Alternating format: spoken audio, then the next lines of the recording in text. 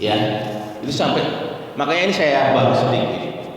Kemarin saya sangat shock karena ada teman ini sangat alim, ibunya alim, bapaknya alim, anaknya kelihatan alim, ternyata sudah kena narkoba. Anaknya kena narkoba. Saya jadi shock. Makanya ini saya bahas sedikit sebelum membahas kitab ini, saya bahas sedikit. Semoga ini akan menjadi pemahaman buat kita, merenungkan. Nanti kita jaga diri kita jaga anak istri kita jaga lingkungan kita, saudara-saudara kita dan lingkungan kita dari bahaya minuman keras dan narkoba. Ini sangat berbahaya sekali.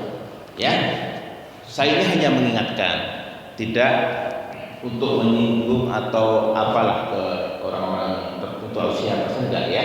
Ini saya hanya mengingatkan. Ini ada hukum-hukumnya di sini. Nanti saya jelaskan sedikit. Kalau waktunya ini kan silakan dibaca di rumah, ya. Jadi alhamru minuman keras itu alhamru itu isim, ya. Asal katanya jadi dari hamar yuhamiru hamron, ya menutupi. Hamar itu sebetulnya artinya itu dari kata hamar, menutupi. Makanya dulu hijab itu sebetulnya hijab, ada juga yang bilang hamar karena dia untuk menutupi, ya, yang bermakna sator itu menutupi, ya.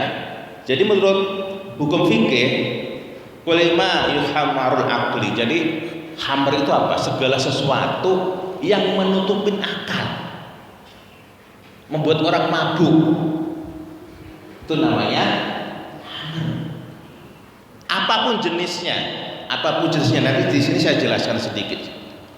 Apapun jenisnya, kalau bapak makan itu kemudian mabuk, itu namanya khamr. Lain dengan misalkan durian, bapak makan durian kan mabuk durian, enggak. Atau mabuk perjalanan, itu bukan itu maksudnya. Ya, di sini al-khamru itu yang menutupin akal. Ya. Dalam hadis juga dalam At-Tabari juga bersabda, "Qul syarabin hamrul aqli fastarihi." Jadi semua minuman yang bisa menutupin akal itu namanya khamr. Makanya di sini saya sebutkan, sebetulnya khamr itu dulu dalam Arab, kalau di Arab itu dari perasan anggur, fermentasi anggur. Makanya ada sedikit ya, ini kalau di Hanafi yang bukan fermentasi anggur itu masih diperselisihkan. Tapi di kita Syafi'i, saya akan membahas Imam Syafi'i, semua fermentasi itu haram. Jadi khamr itu dari anggur. Yang bukan dari anggur satu adalah nabit. Ya, nabit itu segala hasil fermentasi selain dari anggur. Makanya di sini saya sebutkan biar tahu semua. Ya, kalau di Korea namanya soju. Ya, jadi kalau bapak sering berhubungan dengan Korea, saya setiap hari berhubungan dengan orang Korea. Ya, karena sekarang perusahaan saya punya konsorsium dengan perusahaan Korea membangun storage tank di Balikpapan. Ya, oil and gas di Balikpapan. Jadi saya setiap hari berhubungan dengan orang Korea. Ya, saya setiap hari berhubungan dengan orang Korea. Mereka biasa minum soju. Ya. Jadi kalau orang bilang sekarang minuman itu demi pergaulan, salah. Saya setiap hari, Pak, maaf ya, bukan ini ya, saya istibadah ini untuk ini aja ya. Saya setiap hari itu berhubungan dengan orang Korea. Mereka selalu mengajak saya untuk makan atau pergi kemana. Tapi saya selalu bilang, apa? Oke, I will accompany you, but in one condition. Saya bilang, no alcohol for me. I just drink water or Coke. Saya selalu bilang begitu. Saya selalu bilang, oke, saya temani Anda makan, pergi kemana, tapi dengan satu syarat, saya tidak minum alkohol. Saya tidak minum alkohol. Saya bilang, I'm Muslim. No alcohol for me. Saya bilang. Ya, saya selalu bilang begitu.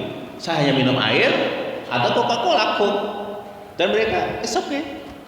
Jadi kita biasa, kita toast, dia pakai soju, saya pakai air, biasa. Dan itu ternyata mereka menghormati kita. Bahkan ada salah satu direktur, Mr. Jai namanya, dia dari SK Engineering untuk Asia Pasifik. Kalau ke Indonesia, kalau nggak saya nemani dia nggak mau. Seperti itu kita jaga. Jadi bukan karena pergaulan kita harus minum. Salah. Orang sekarang bilang demi pergaulan, nggak ada, ya. Saya sudah berhubungan dengan orang Jerman, orang Prancis. Mereka minum, saya silakan. Kalau tos kalau ada air saya pakai air, saya tos. Seperti itu ya. Jangan goyah iman kita karena pergaulan. Seperti itu. Insya Allah Tuhan akan mengukuhkan jalan kita, mematahkan jalan kita. Ini pengalaman pribadi. Makanya kalau ada orang bilang minum untuk pergaulan salah. Ya, saya teruskan. Kalau di Jepang namanya sake, nihonshu. Ya, saya pernah bergaul dengan orang Jepang. Itu fermentasi beras. Kalau di Irlandia namanya whisky. Kalau orang bilang whisky, itu haram itu karena dia fermentasi dari gandum. Kalau di Rusia namanya vodka.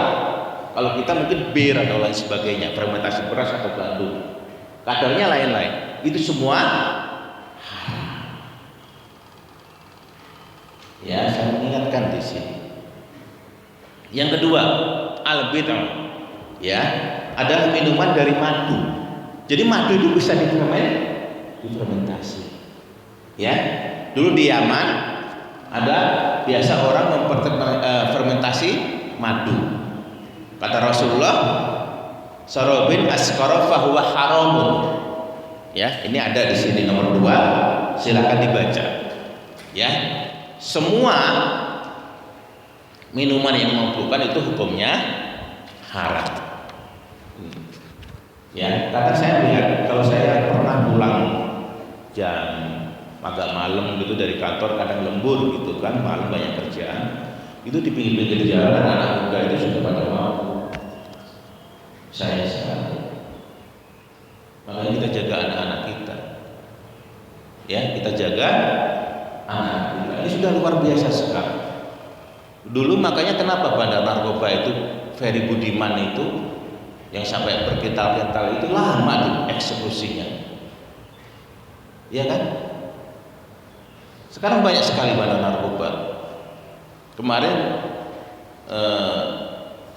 saya dikasih tahu ada saudara dia di Bareskrim, Kompes Heriawan itu sepupu saya di Bareskrim, dia bagian narkoba. Dia setiap minggu itu menangkap orang negro yang dari, maaf ya saya bukan ini, yang dari Nigeria itu di pasar Tanah Abang. Itu biasanya dia mencucinya dengan membeli baju. Jadi uang hasil narkoba dicuci dengan membeli baju. Hampir tiap minggu dia menangkap. Dan yang dibawa itu ada yang 8 kilo, 3 kilo, 5 kilo. Bahaya sekali sekarang. Makanya sekarang tuh narkoba itu sampai ke kampung-kampung itu, kalau nggak hati-hati bahaya sekali. Di teman di kantor juga ada yang terkena, padahal dia kelihatan baik. Makanya ini semoga nanti bisa mengingatkan kita semua, ya. Saya hanya mengingatkan, semoga ini bisa bermanfaat buat kita semua, buat anak istri kita, buat saudara-saudara kita semuanya. Ya, yang ketiga alkohol. Alkohol haram alkohol dalam bentuk apapun, baik sedikit atau banyak, nanti dijelaskan. Kecuali untuk kedokteran dengan keadaan tertentu. Ya, karena nggak ada yang lain. Ya, kayak misalkan obat bius. Kalau bapak dioperasi, bapak nggak dibius, bapak akan kesakitan, betul nggak? Nah, kalau dioperasi itu anestesi namanya. Ya, kakaknya saya dokter anestesi. Saya pernah diskusi. Ya, Tapi memang nggak apa-apa dalam kadar tertentu, ya itu untuk kebaikan boleh. Jadi bius itu sebetulnya drug juga, drug itu, ya di sini dijelaskan namanya al-khatir, ya itu drug itu. Tapi itu dalam kadar tertentu yang diperbolehkan. Ya Majelis Ulama MUI sudah memutuskan untuk kepentingan kedokteran, dunia medis diperbolehkan, fatwa MUI. Ya, alkohol. Ini hadis Rasulullah. Kullu maskiri hamrun wa kullu maskir haramun. Ya segala yang menghubungkan adalah khamr dan segala yang menghubungkan adalah haram. Itu Pak. Ya. Sekarang itu bukan hanya haram. Saya heran itu kemarin di Jawa Tengah ada lem Aibon itu loh dibuat mabuk. Karena apa? Baunya. Ya, tadi yang dicampur-campur. Beli alkohol yang buat septik itu di apotek dicampur-campur. Akhirnya meninggal. Seperti itu. Itu sangat luar biasa. Ya. Makanya saya mengingatkan di sini, saya sangat mengingatkan supaya kita menjaga, ya, karena ini sudah darurat sekali. Ya, jadi saudara saya Kombes Herian bilang bahwa itu udah jalur merah sekali di daerah-daerah tertentu. Jadi ya kepala kasih di Bareskrim, kepala untuk narkoba, ya. Kombes Herian itu bilang ke saya bahwa untuk daerah-daerah tertentu udah sangat merah karena sudah sampai ke kampung-kampung, anak-anak itu udah dicekokin semua dan itu susah keluarnya. Kalau sudah masuk dalam lingkaran itu susah. Ya makanya kemarin saya sempat tolong sebarkan ini kalau ada di pengajian dan lain sebagainya. Sepuh saya bilang tolong disebarkan mengenai bahaya narkoba dan minuman keras. Ya, kemarin beberapa hari yang lalu saya sempat bertemu dengan beliau. Jadi sekali diwati-wati, tolong disebarkan, ditaklimkan mengenai bahaya ini. Makanya di sini saya luangkan waktu saya kemarin satu malam untuk mencari dalil ini. Mudah-mudahan ini bermanfaat. Nanti silakan kalau selesai dibaca di rumah. Ya, kemudian al-mukhaddir itu namanya obat-obatan. Ya segala jenis salah ketik yaitu narkotika dan narkoba adalah haram. Ya orang nyimeng atau orang suntik pakai suntik apapun haram. Ya haram, jangan didekati. Kita jaga anak-anak kita. Ya dasar hukumnya ini. Ya, Al-Maidah 90-91 silakan nanti dibaca di rumah. Tadi sudah ada di atas juga. Ya. Karena apa? Al-khamru, maisir dan lain sebagainya itu ritsun. Ritsun itu sebetulnya kotor, najis. Min amal syaitan. Mereka itu dari amal syaitan, menyembah berhala, berjudi, maisir. Hamr itu amal syaitan Pak. Jadi kalau Bapak melakukan itu berarti Bapak melakukan amal syaitan. Ya. Kalau sudah melakukan gimana? Tidak apa-apa. Bertobatlah, bertobat. Allah kita bersihkan diri kita, bertobat. Ya, bertobat. Mudah-mudahan Allah merahmati kita perbaiki ke depan. Ya, semua orang nggak terlepas dari kesalahan. Kalau ada yang salah kemarin sempat ya karena pergaulan minum pun sedikit itu haram ya. Segera bertaubat. Ya, insya Allah masih ada jalan. Bertaubatlah. Ya. Dari sini saya klarifikasi dari ayat ini ada 7 ya. Jadi khamr ini Pak memang di dalam Al-Quran kalau saya ngasih di kantor pasti Loh, itu kan ada ayat yang begini-begini. Memang khamr itu turunnya dalam 3 tahap. Karena dulu di Arab itu Pak, khamr itu kayak kita minum air, kayak kita minum teh. Jadi nggak ada orang Arab itu tanpa khamr itu sebelum Islam itu. Semua orang Arab jahiliyah itu minumnya khamr. Semua. Makanya di dalam Al-Quran ayat mengenai khamr ini turunnya 3 tahap.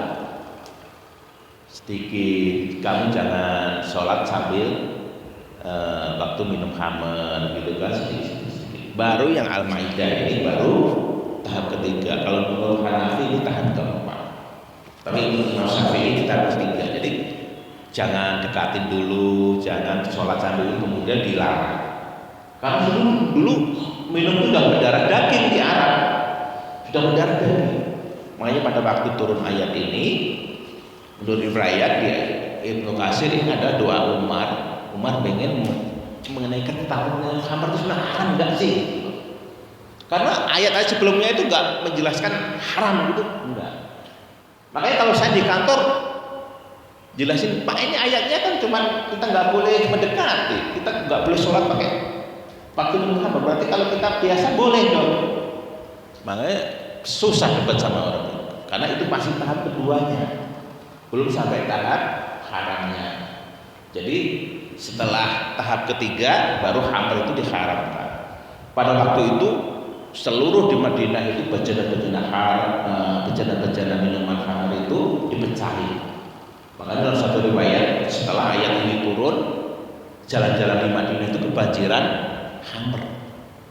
Karena orang Arab itu Pak nyimpennya itu khamr di bejana-bejana itu. Jadi waktu ayat ini turun, dipecahin semua, dibuang ke jalan. Jadi jalan-jalan itu penuh dengan khamr. Ya, seperti itu. Nah, ini ada dalil-dalilnya, ya.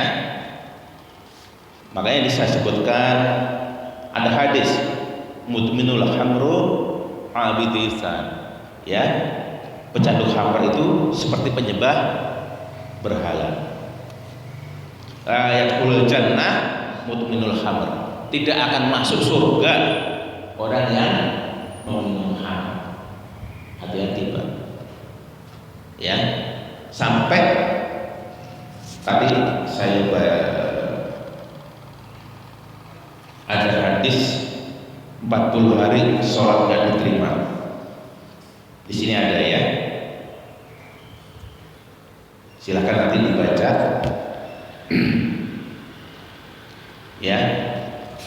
Karena ini sangat berbahaya. Kalau dia mati dalam keadaan minum khamr, dia mati ke dalam keadaan jahiliyah. Ya. Di sini silakan nanti dibaca, direnungkan di rumah. Ya, ini sekedar sebelum menuju ke kitab taklim, ya. Jadi ini nanti dibaca, ya. Silakan direnungkan di rumah. Yang kita jaga diri kita sendiri, kita jaga anak istri kita, saudara kita, ya. Mudah-mudahan Allah melindungi kita. Jangan sampai saya ada